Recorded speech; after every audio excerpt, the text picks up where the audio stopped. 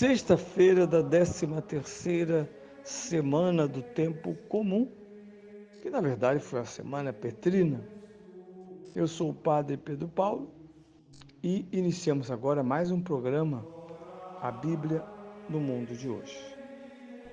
Hoje voltamos aos trilhos da Lexio Cursiva, a leitura integral, contínua, do Evangelho de São Marcos. Estamos hoje no seu sexto capítulo, versículos 1 a 6. Naquele tempo, Jesus dirigiu-se à sua terra e os discípulos acompanharam-no. Quando chegou o sábado, começou a ensinar na sinagoga. Os numerosos ouvintes estavam admirados e diziam: de onde lhe vem tudo isso? Que sabedoria é esta que lhe foi dada? Os prodigiosos milagres por suas mãos? Não é ele o filho do carpinteiro, filho de Maria, irmão de Tiago, José, Judas e Simão? E não estão as suas irmãs aqui entre nós? E ficaram perplexos a seu respeito. Jesus, porém, disse-lhes: um profeta é desprezado na sua terra, entre os seus parentes e em sua casa. E não podia ali fazer qualquer milagre. Apenas curou alguns doentes, impondo-lhes as mãos. Estava admirado com a falta de fé daquela gente e percorria as aldeias dos arredores, ensinando. Aqui está o evangelho desse domingo, uma realidade triste, mas que não podia ser escondida e nem queria que ficasse escondida aos nossos olhos. O estado de incredulidade da terra de Jesus, terra de sua parentela humana, por parte de Maria, por parte de José, a terra do carpinteiro, ou do filho do carpinteiro. São Marcos começa exatamente com a atividade comum de Jesus aos sábados. Como bom rabino, sábado era dia de sinagoga, dia de pregar, dia de, através de sinais, curar os irmãos e os presentes na sinagoga. Mas logo um comentário surge dos bancos. Quem é esse homem? Não é ele um dos nossos? De nossa pobre cidade porque, não que ela fosse pobre em si, mas pertencia a uma esfera mais ampla de pobreza, que era a região norte da Palestina, Cafarnaum, que em outro discurso será exaltada por sua baixa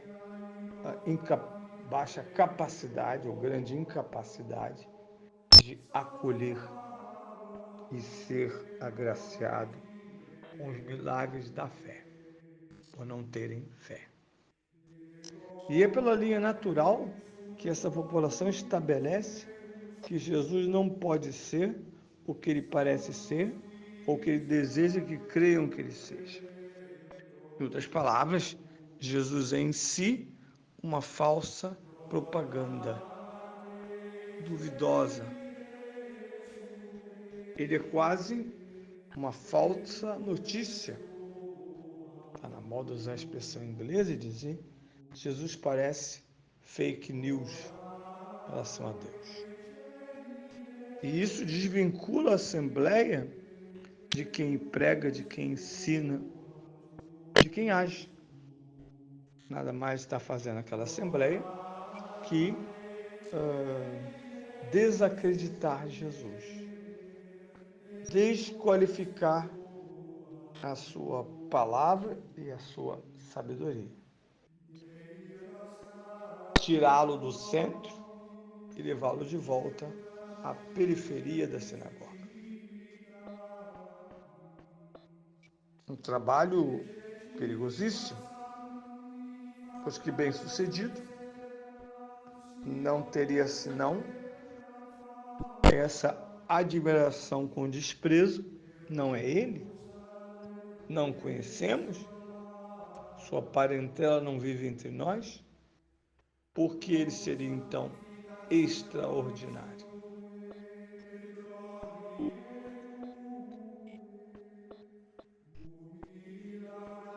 Há um consenso generalizado, porque pela palavra casa, Jesus entende seus ambientes sociais mais próximos. Pois se eles não acreditam, quem deveria acreditar em Jesus de Nazaré? Ninguém. Se de fato ele escandaliza mais do que convence, ele jamais entrará no coração das casas. E o efeito empírico desta realidade é que sem a fé não há discurso e também não há sinais, já que são sinais da fé. Se não há o Filho único de Deus, teândrico, isto é, humano e divino, agindo na unidade do seu caráter com seu povo, não há por que falar de transmissão da mensagem divina e nem de todo o aparato de instrução que precisa um novo convertido. Não. E isso fica patente pelos lábios de Jesus, citando um velho ditado, não é nem novo. Se faz questão de aqui utilizar a mais antiga tradição para traduzir o espírito, o ânimos de parte grande daquela comunidade. Crer é mais fácil para os viajantes, para os peregrinos, para os imigrantes. Eles trazem verdades e histórias fantásticas. Quem é de casa não. Se isso vale para aquela situação, valeria também para a totalidade do ministério de Jesus. Ao se fazer carne, ele deixaria de ser extraordinário e passaria simplesmente a representar-nos como uma figura evoluída em relação à humanidade. O que inclusive lhe garantiria uma forma de fama.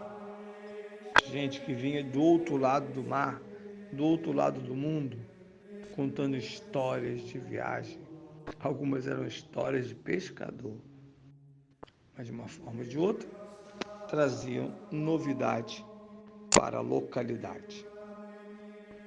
Colocado no conjunto da obra de Jesus, era um convite a abandoná-lo, a não crer nele, a não considerá-lo como a palavra de Deus.